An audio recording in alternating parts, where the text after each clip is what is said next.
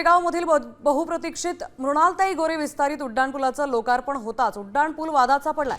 पुलाचं काम अत्यंत निकृष्ट दर्जाचं असल्याची टीका आदित्य ठाकरेंनी केली आहे। दरम्यान या पुलाच्या ओबडधोबड रस्त्याचे व्हिडिओही समोर येत आहेत। गेल्या 8 वर्षात पुलाचा खर्च प्रचंड वाढल्यानं यावर पालिकेनं श्वेतपत्रिका काढावी अशी मागणी जोर धरू लागली आहे।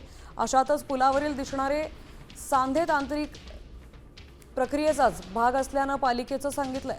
तसंच संरचनात्मक सुरक्षितता वर गुणवत्ता यावर कोणताही परिणाम नाही असंही पालिकेनं स्पष्ट केलंय।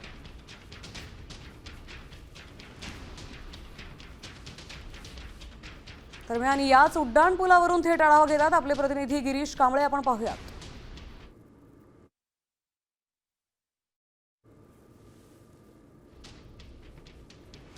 वर्षाच्या प्रतीक्षेनंतर गोरेगावमधील मृणालताई गोरे या उड्डाणपुलाचं लोकार्पण काल झालं आणि लोकार्पण होत असताना जे रस्ताचे व्हिडिओ व्हायरल झाले यामध्ये या रस्त्यावर ओबडधोबडपणा आहे किंवा खड्डे आहेत, पॅचवर्क आहे अशा पद्धतीची टीका हे या ठिकाणी नागरिक असतील, लोकप्रतिनिधी असतील यांनी समाज माध्यमांवर केली होती। आणि त्यानंतर आता पालिकेकडून देखील स्पष्टीकरण देण्यात आलेलं आहे।